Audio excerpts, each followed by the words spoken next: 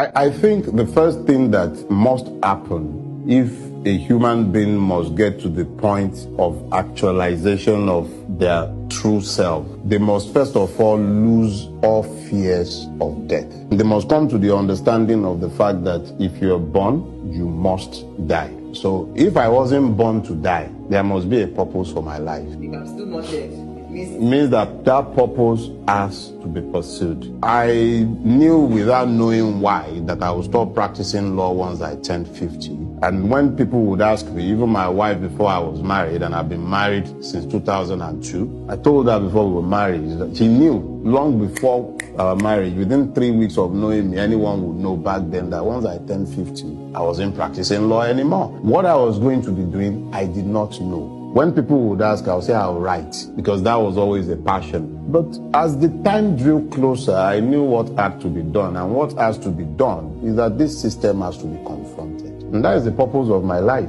When I say the system has to be confronted, I'm always very careful to point out the fact that I'm not speaking to violence. But I bear witness against this system. I'm bearing witness against a generation. I'm bearing witness as to what I am seeing. Generations from now, whether Nigeria lives or dies, I pray that it lives for the sake of our children. In one form or the other, it's a blessed land, and I do not wish to become vagrants. I don't want to see our people become wanderers, vagrants away from our land all over the place. You find Nigerians everywhere right now. But you rarely find one who would not prefer to be back here if this would work. So the purpose of my life is to preserve this country, or at least this space, preserve it in peace for the coming generation. And if we fail, let at least the coming generation know what normalcy looks like. Let them know that this putrefaction that they see all around is not normal. If those truths have to be told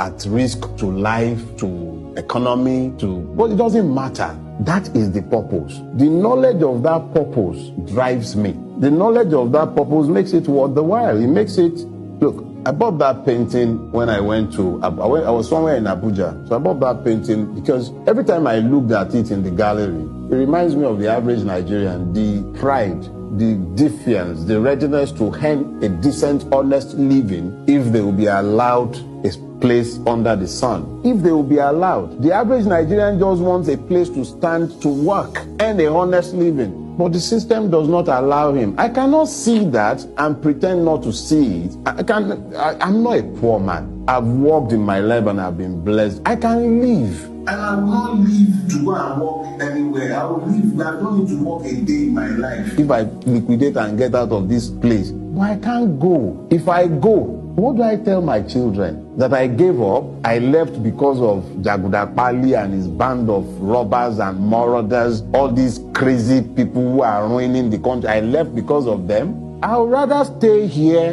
and die because of them so that others will know that they needn't run away from them. They should be confronted, not feared. It is that silly fear that is driving this is not normal. We shouldn't normalize this. It is not normal. The fact that you are standing alone to say what is right should not worry you. If anything, it should be encouraged. As long as you are convinced that what you are saying is the truth. Because up to tomorrow now, they will say Fela with it. They will say Fela was an amugbo. In another breath, they will say Fela is a prophet. Abi? The only thing that is constant when you are talking about Fela was his unrepentant penchant for telling the truth. He never shirked. He told the truth constantly. And because the society has refused to change, the truth he told 40, 50 years ago, they are still resonating and they are standing today say, oh, he's a prophet. He wasn't a prophet. He was a truth teller. And we are the cowards who have refused to change. What he said are still true today,